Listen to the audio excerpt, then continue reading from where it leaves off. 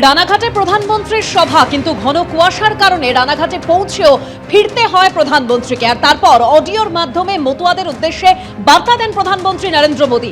SIR নিয়ে আতঙ্কে রয়েছেন মতুয়ারা, কিন্তু নাগরিকত্ব নিয়ে নীরব থাকলেন প্রধানমন্ত্রী। নদিয়ার গ্রামে গ্রামে হরিনাম সংকীর্তনের মাধ্যমে একতার আহ্বান প্রধানমন্ত্রীর। প্রধানমন্ত্রীর মুখে জয় নিতাই, হরিচাঁদ ঠাকুর, গুরুচাঁদ ঠাকুর, বড়মার উল্লেখ। প্রধানমন্ত্রীর অডিও বার্তায় মতুয়াদের প্রসঙ্গ কিন্তু তুললেন না নাগরিকত্বের প্রসঙ্গ।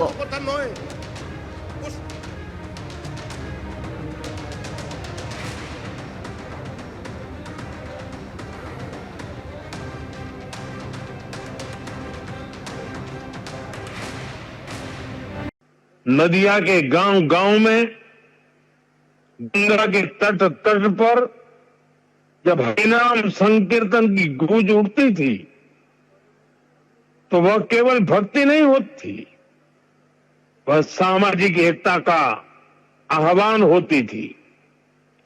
हरिनाम दिए जोगोत माताले, अमार एकला निताई, यह भावना आज भी यहाँ की मिट्टी में, यहाँ के हवा पानी में और यहाँ के जनमन में जीवित है।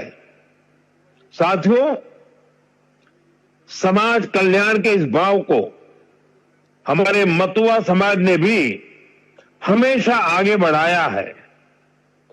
श्री हरिचांद ठाकुर ने हमें कर्म का मर्म दिखाया, श्री गुरुचांद ठाकुर ने कलम थमाई और बोरोमा ने अपना मातृत्व बरसाया।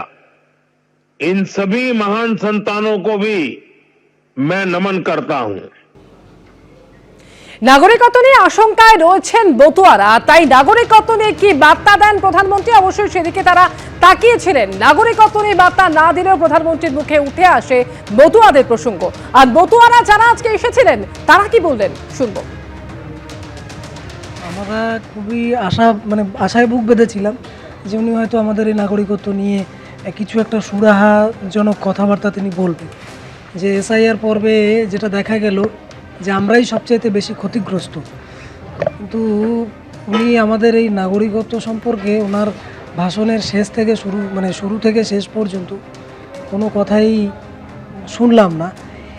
এই ব্যাপারে আমরা একটুখানি হতাশ। সামনে এসে বললে তো আমরা অবশ্যই আরো বেশি খুশি হতাম, আরো কিছু আশা করেছিলাম আমরা, আরো কিছু হয়তো বলতেন, যেটা সামনাসামনি বলা যায় সেটা নিশ্চয়ই কনফারেন্সে হয় না। তো সামনে আসলে আমরা আরো বেশি খুশি হতাম। মনটা একটু খারাপ, কিন্তু আমরা বুঝতে পারছি নিশ্চয়ই কোনো সমস্যা আছে। ভবিষ্যতে উনি আবার আসবেন, আমাদের উদ্দেশ্যে কিছু বলবেন, বাংলার মহিলাদের জন্য কিছু বলবেন, এই আশা আমরা অবশ্যই রাখবো। সবসময় তো উনি তো আমাদের সাপোর্টের, সেটা আমাদের শোনা হলো না, আমাদের দুর্ভাগ্যের বিষয়। অন্য কোথাও হয়তো আবার আসবেন, অন্য কোনো জায়গায়, আমাদের পশ্চিমবাংলাতেই, সেইখানেই হয়তো উনি আবার কিছু বলবেন আমাদের বিষয়ে। আমরা চাই 26 সালে নির্বাচনের আগে প্রধানমন্ত্রী আবার নদিয়ায় আসুন। এসআইআর এর মধ্যে রাজ্যে এসে নাগরিকত্ব নিয়ে বার্তা না দিলেও প্রধানমন্ত্রীর মুখে উঠে এলো হরিচাঁদ ঠাকুর, গুরুচাঁদ ঠাকুর থেকে বড়মার নাম। এরপর সাংসদ মমতা ঠাকুর তিনি কি বললেন শুনুন।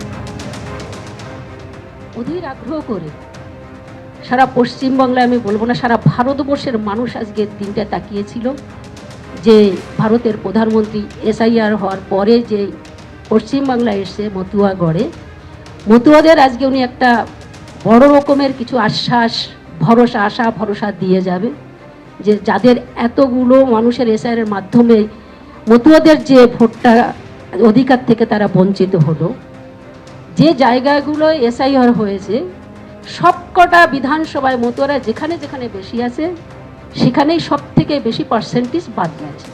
এই এসআইআর বিরুদ্ধে ঠাকুরবাড়িতে আমরণ অন্বেষণে তারা বসেছিল, সেখানে শান্তনু ঠাকুর তাদের বলেছে যে আমরা এদের চিনি না, এরা বাংলাদেশ থেকে মুসলিম এবং রোহিঙ্গারা এখানে বসে প্রতিবাদ করছে।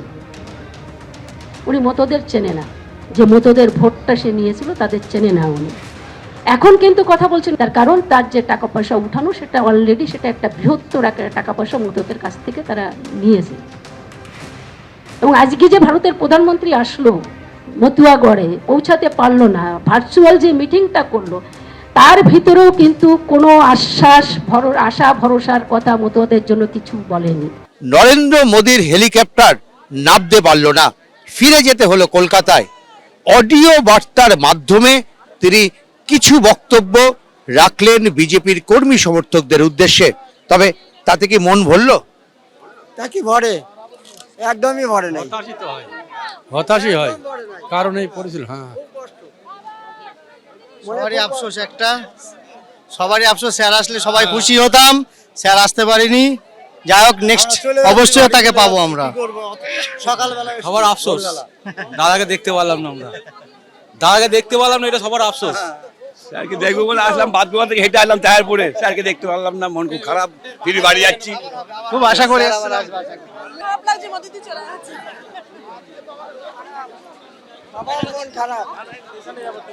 কুয়াশার জন্য আসলো না নাকি?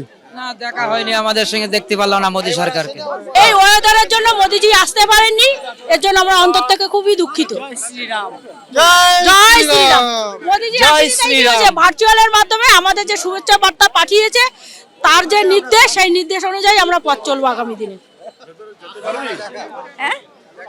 না, মোদিজি এত কষ্ট করে এসে থাকলাম, তা তো তাকে দেখতে পারলাম না, এটাই আফসোস। কষ্ট নিয়ে চলে আছে, আর কি বলবো। জয় শ্রীরাম। আমরা আশাবাদী উনি আবার আসবেন। এতজন মানুষ আমরা এসেছি, সবাইকে উনি হতাশ করবেন না।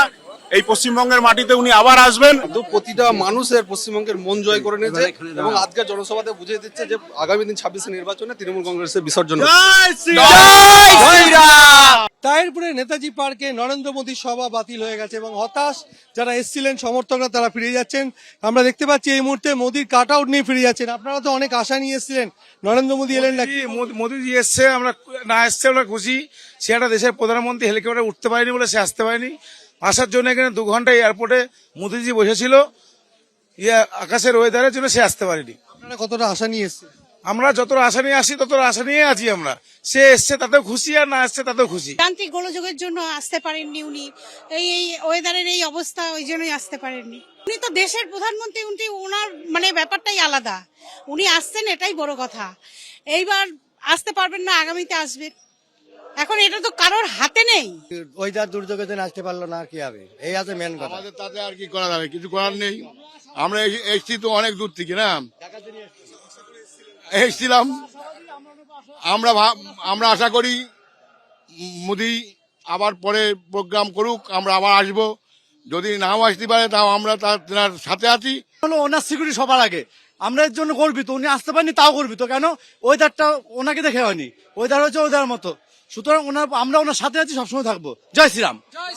আমাদের ভালো লাগলো শুনে, এবার তিনি তো আসতে পারেননি, সেজন্য আমরা দুঃখিত। এবার আবহাওয়ার জন্য আসতে পারেননি, সেজন্য আমরা দুঃখিত, কিন্তু আমরা খুশি। কি করা যাবে? কুয়াশার জন্য বললো, উনি বললো নামতে পারেনি হেলিকপ্টার, সে জন্য কিছু করা যাবে না। হ্যাঁ, কি শোনো থেকে কুয়াশার জন্য হেলিকপ্টার ল্যান্ড করতে পারছে না। হ্যাঁ, খারাপ তো লাগছেই, কিন্তু কিছু করার নেই। দুঃখের সঙ্গে বলতে হচ্ছে আমরা আজকে প্রধানমন্ত্রীর দর্শন পাইনি, তাই আমরা খুবই দুঃখিত হয়ে বাড়ি যাচ্ছি। আজকে থেকে এসছি, কোন সময় এসছি, উনিকে দেখার জন্যই তো আসা হয়েছে। সেটা যখন দেখতে পারলাম না, আমাদের মনে তো কষ্ট হবেই। আমার অত কষ্ট হয়নি, আমি তো এমনি দেখেছি, তারপরে ও আমার কোনো ব্যাপার না। এবিপি আনন্দ এগিয়ে থাকে, এগিয়ে রাখে।